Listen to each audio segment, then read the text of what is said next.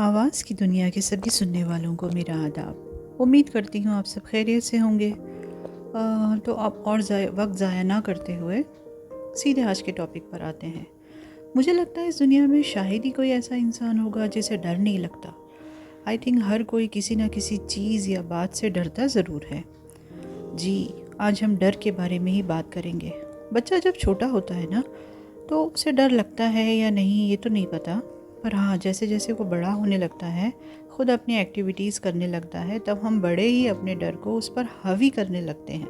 और हम उस डर का एक खूबसूरत सा रीज़न भी देते हैं, that we care and love our child.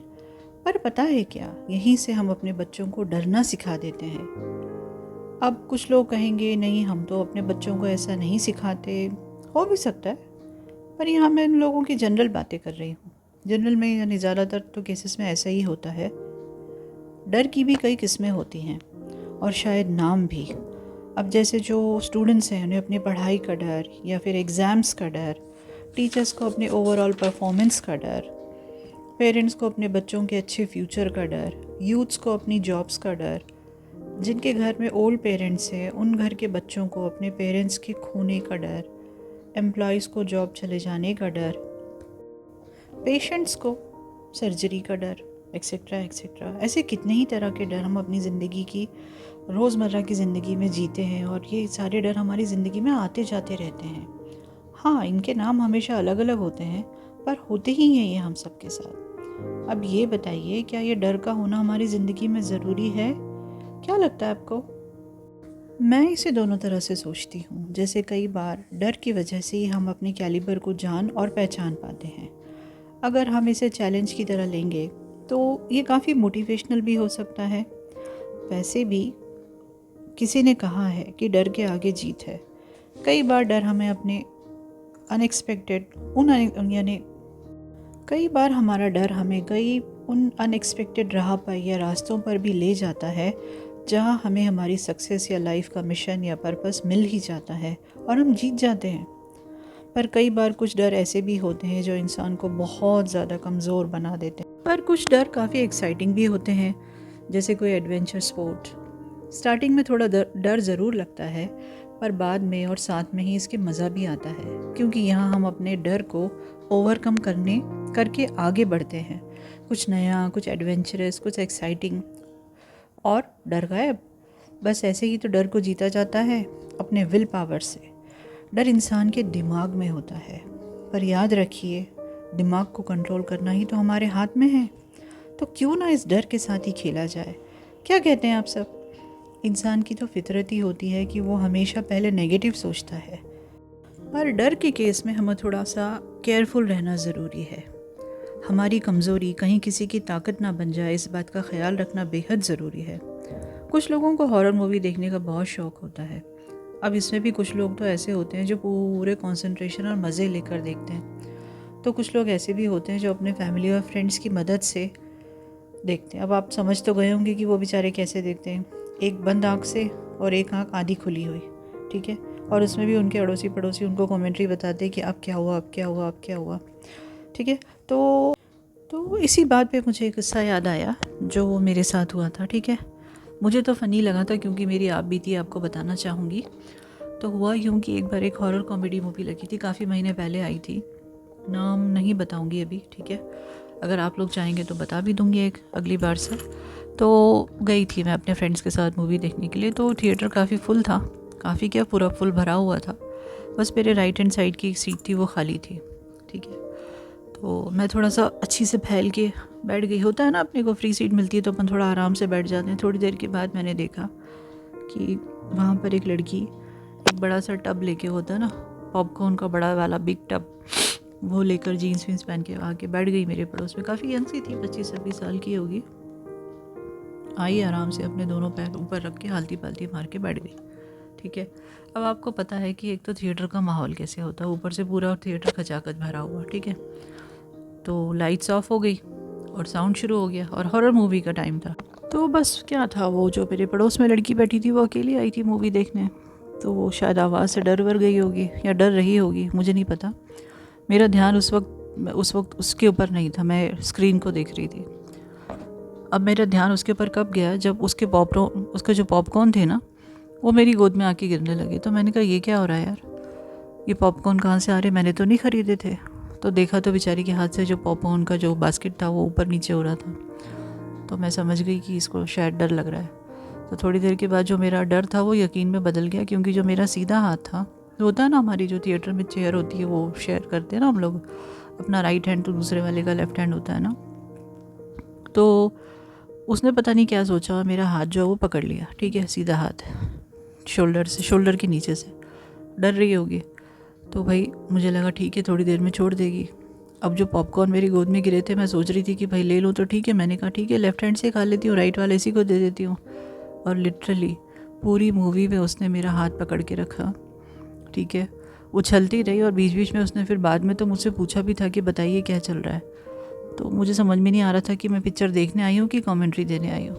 तो कई बार ऐसा भी होता है। तो मुझे तो खैर वो फ़नी थी मूवी, तो मैंने तो एंजॉय की, वापस आ गई। लेकिन आने के बाद सच बताऊँ तो सीधा मेरा हाथ जो था ना वो बहुत दर्द हो रहा था। तो भाई ऐसे लोगों से रिक्वेस्ट है कि अगर आपको डर लगे तो अपने घर के, अपने अड़ोसी पड़ोसी या किसी और को साथ ले जाया करें, मेहरबानी करके। हम जैसे लोगों के हाथों को अपना हाथ समझ के मत यूज़ किया करें, दर्द होता है। अब एक दूसरा किस्सा भी है, वो मेरे अपने घर का ही है, ठीक है। तो क्या हुआ था कि अब्बा के ज़माने का, हमारे अब्बा जब थे तब उनको जाना था स्टेशन, ठीक है। और हमारा जो घर है वो स्टेशन से काफ़ी दूर था, और रास्ते में पड़ता था एक शमशान मरघट होता है ना, जहाँ पे वो जलाते हैं हिंदूज का, है ना, शमशान घाट था। सीधी सी बात है, रास्ते में मतलब अगर जाए तो उसको क्रॉस करके ही जाना पड़ता था। तो जो हमारे बड़े भाई हैं वो उस वक्त इतने बड़े नहीं थे, यानी होंगे कुछ 10th में होंगे शायद। तो उज़र अब्बा ने उनको अपनी गाड़ी दे दी थी, क्योंकि रात में हमारे यहाँ से कन्वेंस नहीं मिलता था स्टेशन के लिए।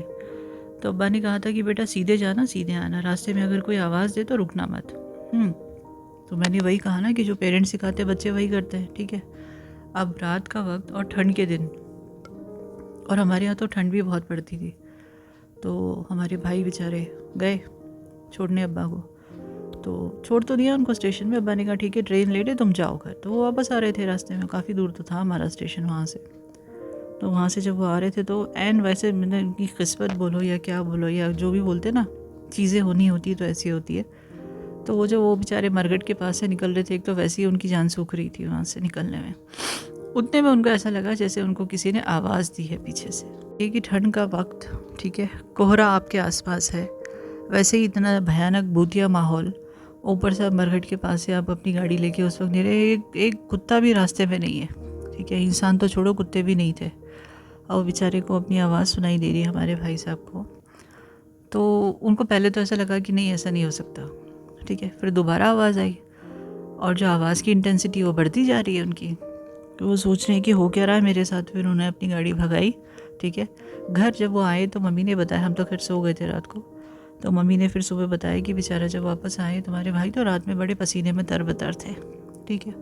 हमने पूछा भाई क्या हुआ, तो भाई साहब ने बताया ऐसे ऐसे हुआ, ठीक है। भाई ने बताया हमारे, हम भी डर गए, तो पता नहीं क्या हुआ, चलो जाने दो, उसके बारे में हमने ज़्यादा बात नहीं की, हम भूल भाल गए, ठीक है। फिर क्या हुआ, फिर ये हुआ कि उसी दिन नेक्स्ट डे, मतलब जो सुबह, उसके बाद हम लोग अपने वो स्कूल कॉलेज ये सब हम लोग, हाँ स्कूल में ही थे हम तो उस वक्त। स्कूल जाके शाम को घर पर आए, ठीक है। तो शाम के वक्त घर की बेल बजी होगा कुछ 5-6 बज रहे हों। तो भाई ने दरवाज़ा खोला, ठीक है, हमारे जो बड़े भाई, उन्होंने दरवाज़ा, उनकी किस्मत बोली है, ठीक है। तो सामने मेरे अब्बा के फ्रेंड खड़े थे, उन्होंने बोला बेटा कल रात को मैंने तुमको रास्ते में इतनी आवाज़ें दी, मुझे ना तो कोई गाड़ी मिल रही थी घर आने के लिए, मैंने देखा बेटा तू था वहाँ पे, तू जा रहा था, मुझे लगा चलो मेरा बच्चा आया है, मैं इसके साथ गाड़ी में बैठ के घर आ जाऊँगा। बेटा मैंने तुझे इतनी आवाज़ें दी और तूने मेरी आवाज़ सुनी, पर तूने मेरी आवाज़ सुन के अपनी गाड़ी की स्पीड क्यों बढ़ाई ये मुझे बता दे, ठीक है। बस इतना सुनना था। तो मैं और मेरे जो भाई हैं छोटे वाले, वो हंस हंस के, हम जिस तरीके से हम लोगों ने उस चीज़ को एंजॉय किया और जिस तरीके से हम लोग हंसे हैं, तो वो अंकल जो थे वो बड़े परेशान हो गए कि मैं इतनी सीरियस बातें कर रहा हूँ, ये बदतमीज़ बच्चे हंस रहे हैं। तो मम्मी ने आँख दिखाई तो हम सब अंदर चले गए फिर, ठीक है। उसके बाद फिर मम्मी ने उनको सब कुछ बताया है कि हमने मना किया था इसको, तो इसलिए बेचारा ये अपना आपको बिना लिए वापस आ गया, सॉरी वॉरी बोला, तो वो इंसिडेंट हो गया। हाँ, मैं कहना ये चाहती हूँ कि जो डर होता है ना, ये कई बार कॉमेडी में भी बदल जाता है, ठीक है ना? ऐसे-ऐसे इंसिडेंट होते हैं इंसान के कि भाई आप सोच के भी हैरान हो जाते हैं, अरे ये क्या हुआ? फिर आपको हँसी भी आती है, अरे हाँ, ठीक है, होता होगा कोई चीज़ ऐसी। तो मैं ये कहना चाहती हूँ कि डर को दिमाग में मत बैठने दीजिए, ठीक है? लगता है, होता है कई बार, but then let it go, ठीक है? बिकॉज़ अपने डर से ज़्यादा बड़ा हमको अपनी हिम्मत और जो हमारा कैलिबर है, वो उसको हमारा, और जो हमारा टारगेट है हमारी ज़िंदगी का, वो सब चीज़ें अगर हमारी बहुत बड़ी हो जाएंगी, या डर वर हमारी रास्ते की कोई चीज़ को, मतलब हमारे सामने वो डर टिक ही नहीं सकता, किसी भी तरह का हो, ठीक है? चाहे ये डर किसी फेलियर का हो, या किसी अनअचीवमेंट का हो, या कोई भी चीज़ का हो, हर चीज़ को ओवरकम किया जा सकता है अगर आप इस डर को जीत लें तो। अब यहाँ पे मैं एक चीज़ और कहना चाहती हूँ कि कुछ लोग ऐसे होते हैं जो अपने दिल की बात किसी को कह ही नहीं पाते। उनको हमेशा डर लगता है, मैं अगर ये कहूँगा या कहूँगी तो सामने वाला कैसे रिएक्ट करेगा, मेरी बात की कोई वैल्यू होगी या नहीं। तो मैं ये कहना चाहती हूँ ऐसे लोगों को कि आप अपना काम करिए बोलने का, ठीक है? जो आप कहना चाहते हैं, जिससे भी कहना चाहते हैं, जो भी कहना चाहते हैं, अपनी बात को तरीके से, सलीके से सामने वाले को ज़रूर बताइए। अब सामने वाले को आपकी बात किस तरीके से लेनी है, क्या सोचना है, क्या रिएक्शन देना है, वो उसकी ज़िम्मेदारी है ना। फेलियर का, एक्सेप्टेंस का डर क्यों लेके जीना है? Life is too short to think about these all things. Just forget it. Say what you want to say, okay? Just release your thoughts. Live the life to the fullest. Enjoy a single bit of, second in your life. Be happy. खुल के जीना सीखिए, हंसना सीखिए, अपनी ज़िंदगी को enjoy करना सीखिए, डर को हटाइए अपने आप से। फेलियर का डर मत करिए, क्योंकि आप कितनी भी कोशिश करें, अगर आपकी डेस्टिनी में जो चीज़ है वो आपको मिलेगी। अगर वो आपके डेस्टिनी में नहीं है, किस्मत में अगर आपकी वो चीज़ नहीं, तो आप हाथ पर कितना भी सर फोड़ लें, नहीं मिलने वाली। तो कोशिश तो करिए। अपने दिलों की बात बिल्कुल खुल के बोलना सीखिए, ज़िंदगी को जीना सीखिए, खुश रहना सीखिए। जितना आप पॉजिटिविटी की तरफ जाएंगे, उतने आप डर से दूर होते जाएंगे और सक्सेस आपकी तरफ आती चली जाएगी। तो इसी मैसेज के साथ आज के लिए अपनी मुलाकात यहीं तक। अगली मुलाकात तक खुश रहिए, सलामत रहिए, सेहतमंद रहिए, हंसते खेलते रहिए, अपनी दिलों की बात सामने वालों तक पहुंचाते रहिए और मिलते रहिए इसी चैनल पे। कौन से चैनल? आवाज़ की दुनिया पर। तब तक के लिए क्या? अल्लाह हाफिज़।